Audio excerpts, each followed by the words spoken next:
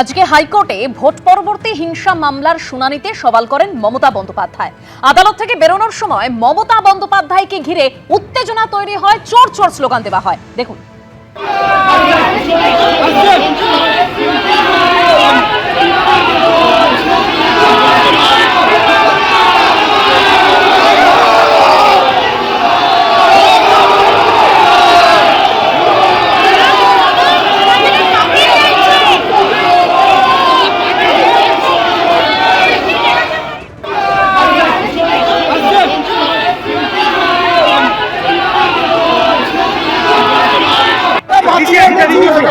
Madam আসছে total lawlessness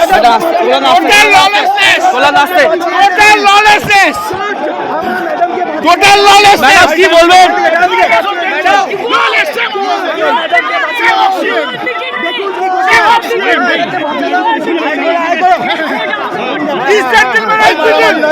This lawyer has beaten Mamata Banerjee. This lawyer has beaten Mamata Banerjee. Madam কি হচ্ছে madam? Madam আসছে Total lawlessness. Total. হাইকোর্টে vote পরবর্তী সন্ত্রাসের মামলায় একেবারে আইনজীবীর পোশাকে আজ সওয়াল করেন মমতা বন্দ্যোপাধ্যায়। আইনজীবী হিসেবে কবে নথিভুক্ত মমতা বন্দ্যোপাধ্যায়ের নাম রাজ্য বার কাউন্সিলের কাছে জানতে চাইল এবার বার কাউন্সিল অফ ইন্ডিয়া। হাইকোর্টে ভোট পরবর্তী সন্ত্রাসের মামলায় আইনজীবীর পোশাকে সওয়াল করেছেন আজ তৃণমূল নেত্রী মমতা বন্দ্যোপাধ্যায়। আমি আরো বিস্তারিত তথ্য জানবো, আমাদের প্রতিনিধি সৌভিক মজুমদার রয়েছেন আমাদের সঙ্গে। সৌভিক, আইনজীবীদের সর্বোচ্চ নিয়ামক সংস্থা অর্থাৎ বার কাউন্সিল অফ ইন্ডিয়ার তরফ থেকে এ রাজ্যের বার কাউন্সিলের যে সচিব রয়েছেন তার থেকে একটি চিঠি পাঠিয়ে তথ্য তলব করা হয়েছে এবং আগামী 48 ঘন্টার মধ্যে রাজ্য বার কাউন্সিলকে এর উত্তর দিতে হবে। এবং মূলত যে প্রশ্ন করা হয়েছে যে প্রাক্তন মুখ্যমন্ত্রী মমতা বন্দ্যোপাধ্যায় তার এনরোলমেন্ট নাম্বার কত, অর্থাৎ একজন স্বীকৃত আইনজীবীর যে এনরোলমেন্ট নাম্বার থাকে সেই এনরোলমেন্ট নাম্বার কত এবং সেই এনরোলমেন্ট নাম্বারটা কবেকার এনরোলমেন্ট নাম্বার, অর্থাৎ তিনি কবে আইনজীবী হিসাবে স্বীকৃতি পেয়েছিলেন সেই তথ্য তলব করা হয়েছে।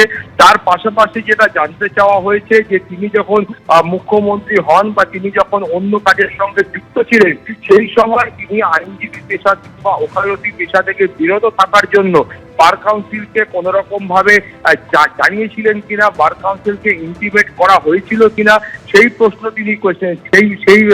সেই তথ্য কিন্তু চেয়ে পাঠানো হয়েছে। তার পাশাপাশি যেটা বলা হয়েছে স্পষ্ট করে যে এই গোটা বিষয়টাতে তিনি যদি তিনি এখন আর মুখ্যমন্ত্রী নেই, ফলত তিনি যদি আবারও আইনজীবী পেশায় বা ওকালতি পেশায় ফিরতে চান সেই মর্মে বার কাউন্সিলকে কোন রকম চিঠি পাঠিয়েছিলেন কিনা, সেই চিঠি পাঠানো হয়ে থাকলে সেটা কবে পাঠানো হয়েছিল এবং যে আবেদন তিনি করেছিলেন যে আইনজীবী হিসাবে প্র্যাকটিস শুরু করতে চান সেই আবেদনপত্র এখন কি পরিস্থিতিতে রয়েছে বা তার স্ট্যাটাস কি রয়েছে সেই সম্পর্কেও কিন্তু বার কাউন্সিলের তরফ থেকে জানতে চাওয়া হয়েছে।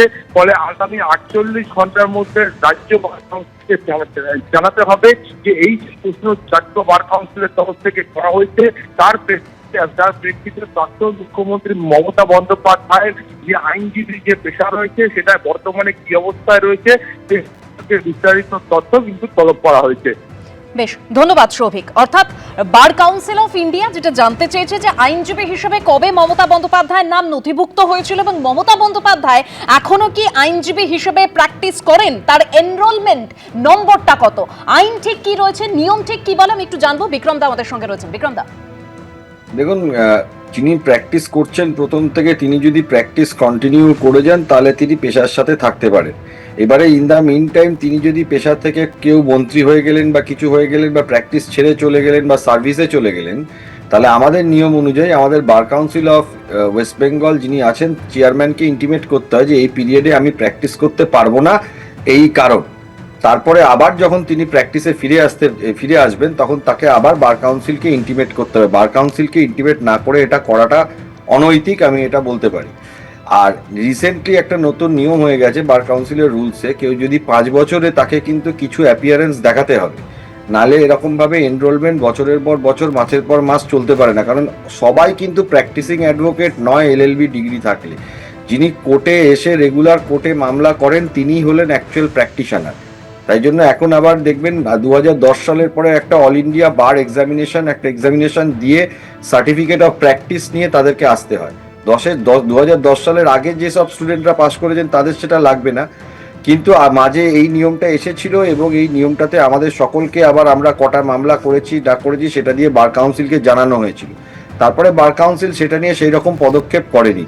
তবে মুখ্যমন্ত্রী মমতা বন্দ্যোপাধ্যায়, প্রাক্তন মুখ্যমন্ত্রী মমতা বন্দ্যোপাধ্যায়, ওনার ক্ষেত্রে উনি যখন মিনিস্টার হয়ে গিয়েছিলেন তখন ওনার কিন্তু বার কাউন্সিলকে জানানো উচিত ছিল। আমরা যতদূর জানি, সঠিক তথ্য আমাদের কাছে নেই, সেটা হচ্ছিল উনি এরকম কিছু বার কাউন্সিলকে জানিয়েছেন বলে আমার অন্তত মনে হয় না। এবার সেটা বার কাউন্সিল ভালো বলতে পারবে। তবে বার কাউন্সিল অফ ইন্ডিয়া যে তথ্যটা জানতে চেয়েছে বার কাউন্সিল অফ ওয়েস্ট বেঙ্গলের কাছে, সেটা জানার সম্পূর্ণ এখতিয়ার বার কাউন্সিলের আছে, কিন্তু এনরোলমেন্টটা হচ্ছিল স্টেট অফ ওয়েস্ট বেঙ্গলের। দেখো, ভালো হতো যদি আজকে আমাদের একটু আগে কল্যাণ বন্দ্যোপাধ্যায় এবং চন্দ্রিমাদি দুজনে একটা প্রেস কনফারেন্স করেছে, যদি সেটার তোমরা ওই ক্লিপিংসটা দেখাতে তাহলে আর একটু স্বচ্ছতা হতো এই খবরটাতে। যে কল্যাণদা ওখানে পরিষ্কারভাবে বলেছে যে নেত্রী 1995 সাল থেকে এই বার কাউন্সিলের মেম্বার।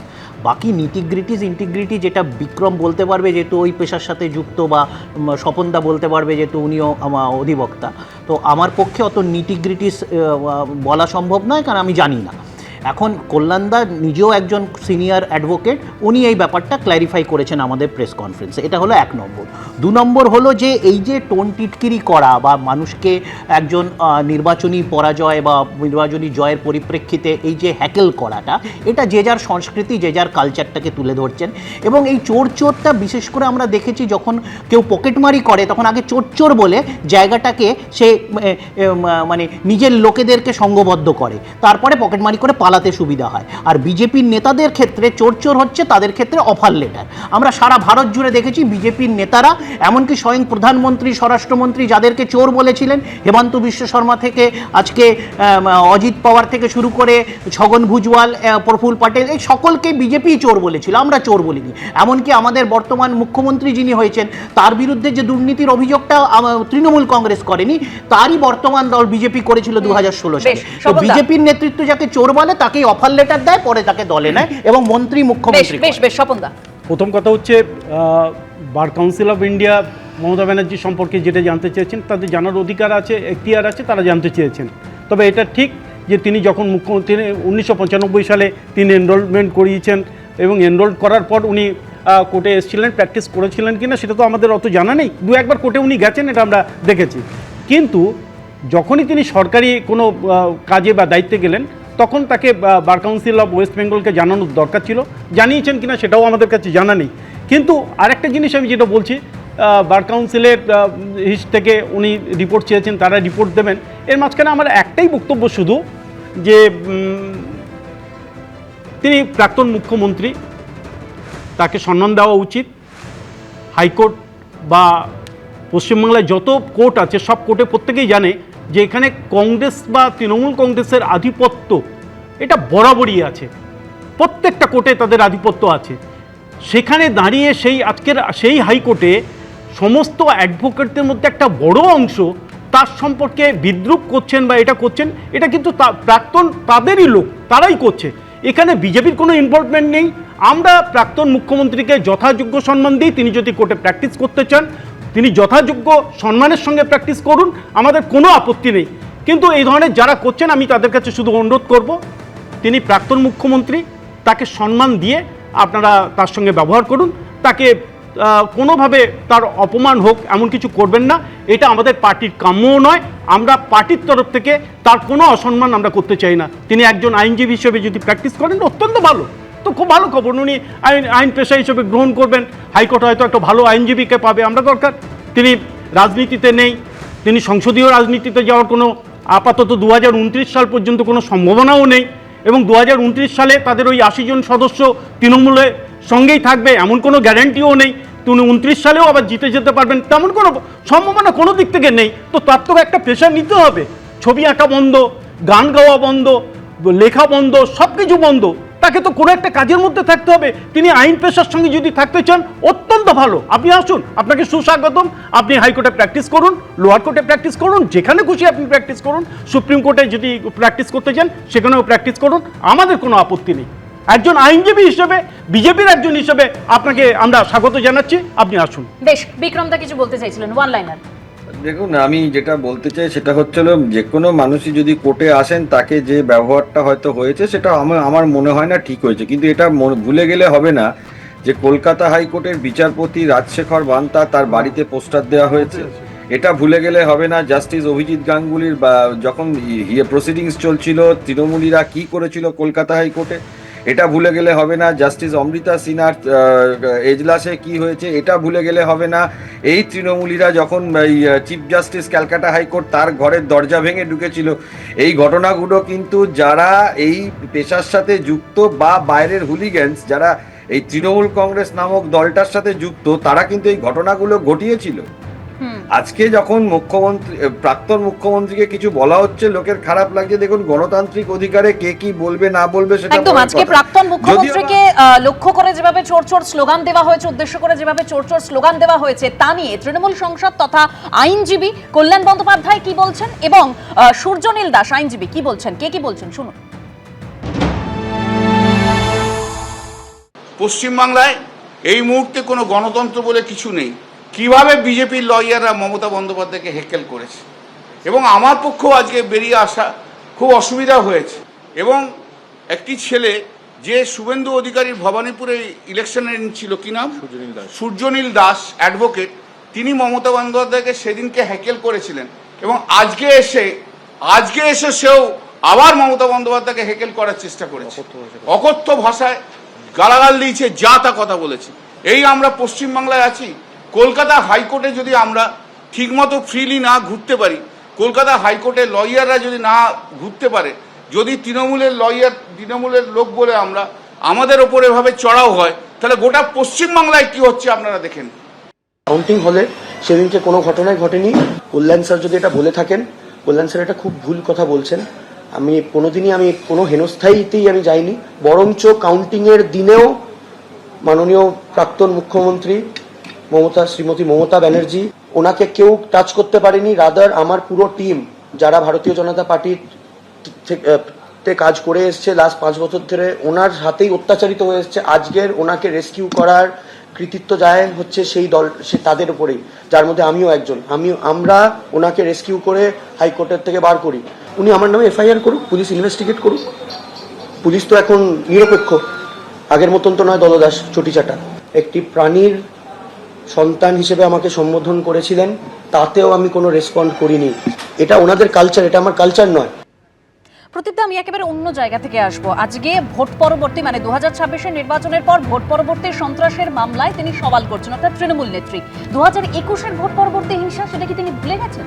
আপনারা জানেন না যে কেন এইটা তো বলছেন যে এই জন্য এসেছে, আসলে এতদিন বাদে তাহলে আসতে হলো কেন? ভোট পরবর্তী সন্ত্রাস কি গতকাল হয়েছে নাকি? এই অনেক দিন ধরেই হয়েছে। এটা কারণটা হচ্ছে যে কালকে বেআইনি নির্মাণ ভাঙা হয়েছে, বেআইনি নির্মাণ বুলডোজার দিয়ে ভাঙা হচ্ছে। তার জন্য এমন পার্টির লোকেরা টাকা নিয়েছে যে মমতা ব্যানার্জিকে নিজে আসতে হচ্ছে। কেন তার দলের আইনজীবীরা নেই?